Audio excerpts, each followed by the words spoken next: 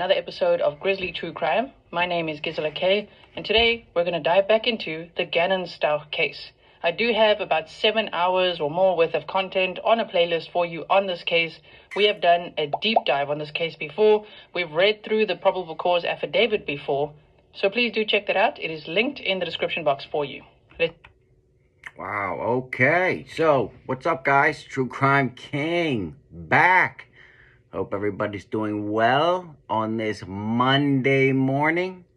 And we're going to start looking at this Gannon Stauch, Letecia, or however you want to say his last name, or Letecia Stauch. I'm gonna say Stauch with the N. It's just easier for me to pronounce it. I got an accent, so yeah, I don't need to hear anything in the comments. I know how I'm pronouncing it, so thank you. And yeah, so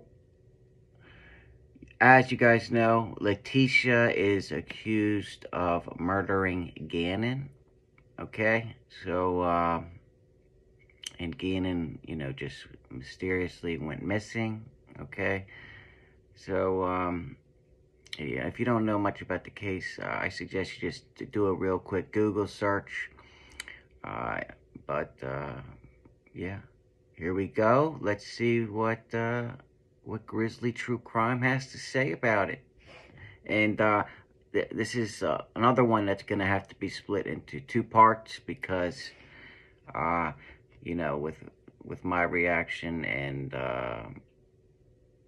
in this long video, it's gonna be forever. So I'm gonna split this one into 2 parts as well. Here we go. Let's get started.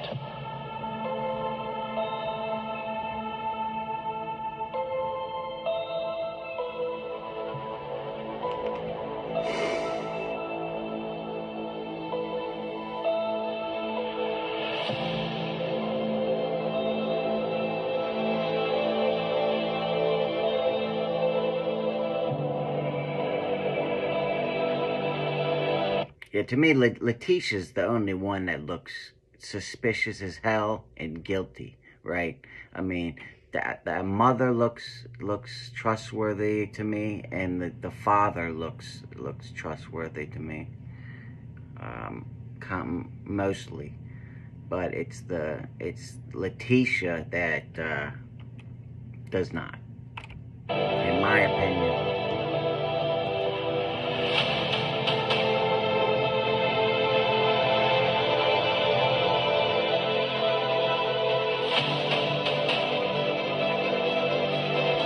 I mean, look at her.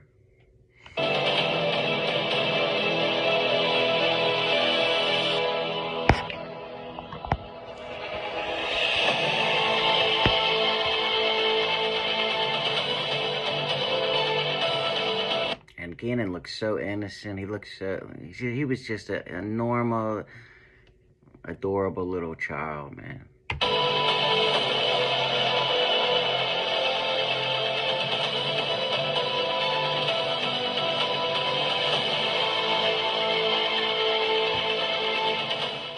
Before we dive into the story today, let me just tell you that Letecia Stauch's trial is finally going to be happening. It's set to start on March 20th, 2023. So depending on when you're watching this, it's about to come up. Now, what Letecia Stauch has been charged with is murder in the first degree for a child under 12, position of trust, first degree murder, child abuse resulting in death, tampering with a deceased body, tampering with physical evidence, crime of violence, 8 counts, and attempted escape. It was on March 11th, 2020. Yeah, so right there, attempted escape. If you try and escape, in my opinion, you're fucking guilty. You know what I'm saying? Why else would you be trying to escape, right? That Stauch... If you're innocent, you know you should at least be expecting to be released from jail in the near future, right? Because you're innocent, right? If you're guilty and you know you're going to be convicted, then you're going to try and escape. Faced the El Paso County judge Gregory Vanner for the first time and was advised of the charges against her. Now, since Letecia has been in jail, she has been delaying the trial for as long as possible, making sure that her mental health, her mental competency is reviewed over and over again. On Thursday, March 9th, 2023, the 4th Judicial District Attorney, Michael Allen, said that despite not having the final sanity report from a defense expert, the prosecution still wants to move forward with the trial, which is set to start on March 20th. Yeah, I don't get Letecia. She can postpone it all she wants, but either way, she's still going to be in jail the rest of her life, in my opinion. So, good luck with that, Letecia, you clown. Trial will be televised, and they say it could last months, and it's approximated that it would last about 6 weeks. As you know, on my channel, I don't generally stream trials, but I will be watching the trial, and I will be providing summaries along the way. Yeah, I'm going to be going live at some points during that trial too. So I'll see you guys there. So if that's something that you want to follow along with, make sure that you are subscribed and hit the bell so that you don't miss out. And lastly, before we dive into the story, in case you've never heard of this case before, Judge Vanner ordered the submission of the final sanity report to the court by Thursday, March 16th at 5 p.m. He said, it's not a suggestion, it's not a guideline, it is not a hope, it is a deadline. Wow. That judge wasn't playing, right? And by the way, I've had a lot of subscribers request this case. I'm sorry I can't remember you guys off the top of my head right now, but just wanted to mention that. So now let's get into the backstory so that you know what happened to 12-year-old Gannon Stauch, what is the evidence against Letecia Stauch, and what type of step monster are we dealing with? She's pronouncing it Stauch. I'm still gonna say staunch. As we know, Letecia is innocent until proven guilty in a court of law. But once we get into the story, you'll see that there's a lot of evidence against her. So yeah, and remember, there's a difference between being guilty in a court of law and being guilty in someone's opinion.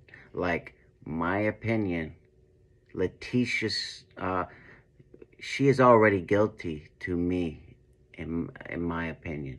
So if I refer to her as a murderer or something like that, that's because, in my opinion, I believe she's guilty already.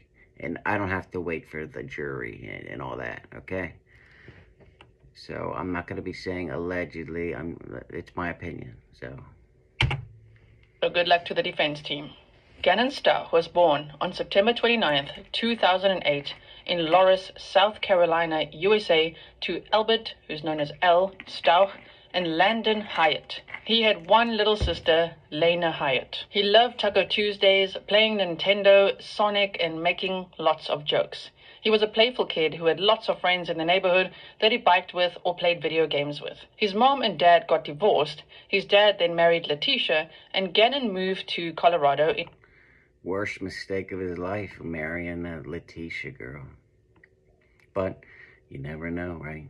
In 2018, to live with his dad and stepmother for a while.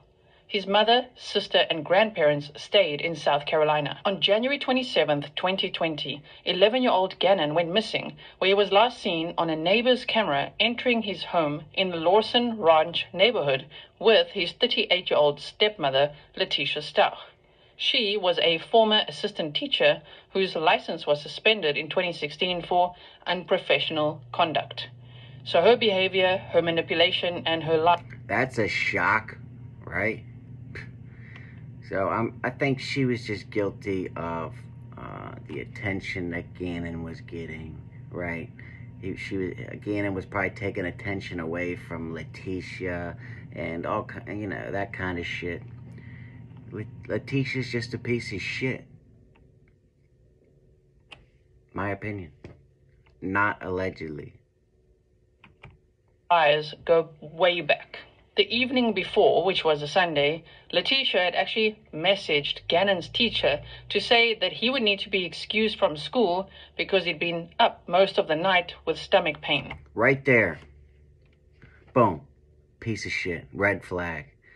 Why? There was no reason for Gannon to be taken out of school, number one. Number two, she's not even his parent, right? His actual parents should have called in, not Letecia. And he didn't need to be taken out of school that day anyway. She also sent a text to her husband to say that she was going to give her work an excuse and just stay with Gannon for the day. Do you know what she told her work? She said that her stepdad was killed after being hit by a car. Okay. You see what I'm saying? She's guilty as hell, in my opinion. And I hope she gets exactly what she deserves. I hope they have the death penalty in this state. I haven't looked it up yet, but I will. And that she would not be able to come into work that day. So, that escalated really quickly with just an ordinary booking off from work day. The problem is that what she did, or what she's accused of doing, is far worse than that excuse to not go to work. There's a lot of premeditation that I'm picking up on in this case. Let me know if you feel the same. At approximately 8:15 on the morning of the 27th, Letecia took photographs of Gannon sleeping in his bed with his Nintendo Switch next to him. Well, why do you guys think she did that? The morning that Gannon goes missing, Letecia is taking pictures of him while he's sleeping. Let me know in the comments why you think she's doing that. The next day, she Googled, "Can Nintendo find my Switch?" And you know, that Switch was never found. She claimed that Gannon had not returned home after going to play video games with a friend, and she called 911 about it on the same day, where he was then logged as a juvenile runaway. Real quick, if the Nintendo's can't log on to the internet, then they can't. There's no way they can find the Nintendo Switch. I mean, that's my understanding. If I'm wrong, let me know in the comments. But I'm pretty sure that Nintendo wouldn't be able to find that Switch. It's not like a phone where you're connected to the internet and the cloud and all this crap. She said that he left home between 3:15 and 4 p.m. to walk to a friend's house in Colorado Springs, even though she was never able to name that friend and couldn't even name in which direction to look for him. She didn't even know the friend's name he was going to walk to. I mean, I need to get a red flag. I'm going to buy a red flag and, that way I can just wave it every time. Now, on the same day that Gannon went missing, Letecia had texted her teenage daughter and asked her to go to the shop to pick up a few items for her. I'm sure we've all seen a shopping list like this in true crime cases, but can you guess what she asked her to buy? Baking soda, trash bags, and carpet cleaner. Oh, the old clean-up kill kit. I believe she also asked her to pick up some vinegar. So I'm guessing Letecia, with the 2 brain cells that she has, she didn't want to be captured on camera, right? But she didn't think the police would put together that it's her daughter buying it for her eventually. You know what I mean? Come on. She then used Gannon's phone to text her own daughter, Harley, at 10:37 that morning. I bet you that was probably the first time ever she's used Gannon's phone to text her own daughter, right? I mean, come on. And the text said, "Tisha left phone at home. If you need her, text me." Now here's where Letecia's behavior gets really interesting. The morning after Gannon's disappearance, Letecia drove her car to the Colorado Springs airport and left it there. She then rented a car, a Kia Rio, picked up her husband, who had been out of town for 2 days for military training in Oklahoma. He was on the National Guard, and returned home with him in the rented car. That night, she slipped out and went to get her own car, a Volkswagen Tiguan, where she drove to an area near Colorado 105 and South Perry Park Road in Douglas County. Red flag, hello. How many red flags is that? Come on, this girl's guilty as hell. And this is where police believe that she initially dumped Gannon's body. I want to know if any of you out there think that Letecia or somebody else did, or let me know if you think somebody else did this and Letecia is innocent. Put in the comments. If you think Letecia is guilty, hit the like button. Her phone was also put in airplane mode for most of the night, which investigators found unusual. In fact, they said normally someone like her would be helping in the search for Gannon. Yeah, I know. Why? That's ridiculous. Why would you turn your phone, when you put on airplane mode, it's basically off. You can't do anything with your phone except, I think, make an SOS, like a 911 call, if it's on airplane mode. And nobody can track it, right? So, if everybody's looking for Gannon, and you're supposed to be like one of the main people looking for Gannon, right? Because he lives with you, you're his stepmother. Why would you put your phone on airplane mode when I'm sure many people are trying to get a hold of you to see what's wrong with Gannon? I mean, duh, red flag. I mean, it's at least 4 red flags already. She did not help in the search for Gannon, instead renting cars, driving around, putting her phone in flight mode. She didn't even help in this search. Come on. And doing all sorts of strange things. Her Tiguan, however, was fitted with a tracking device, which showed her whole adventure. What a dumbass.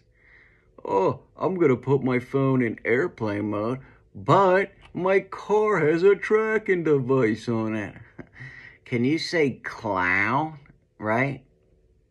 It included a trip to Starbucks, a gas station, and lots of loops and turns in isolated areas. That night, she also logged into the Wi-Fi from a massage parlor parking lot and started searching for Amber Alerts in the area. She also then checked her own Ring doorbell camera videos and then put her phone back in airplane mode all the way up to January 29th.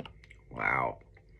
So she was making she was turning around in isolated areas, probably looking for where to dump the body, right? I mean, that's what, I don't know what she was doing, but it's another red flag, right?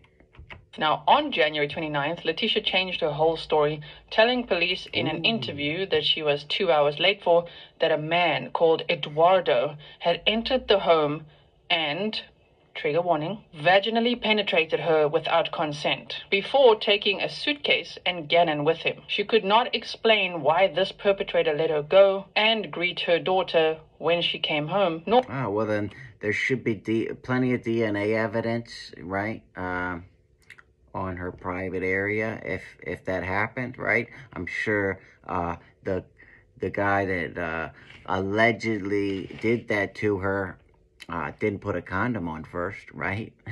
So, and that's just totally ridiculous. Come on. Or what exactly had happened. Why wouldn't she say that before? What? She claimed to have hit her head and blacked out and can't remember anything, but she does remember his business card slipping out of his pocket, which is how she knows his name, you know. She saw that business card on the floor and like, I know, they had said Eduardo. On January 30th, Gannon's disappearance became more concerning, and he was immediately classified as an endangered missing person. Endangered missing person. Wow. Yeah. Letecia, guilty, in my opinion. But, alright guys, we're around the 20-minute mark. So that's the end of part 1. Part 2 will be coming either tonight or tomorrow morning. Don't worry. And I hope you guys enjoyed this. This is my first reaction to Grizzly True Crime. Let me know what you guys think about it. Hit the like button or smash the like button if you liked it. If not, it's okay. Don't smash the like button. I will survive. And until next time, guys, True Crime King out.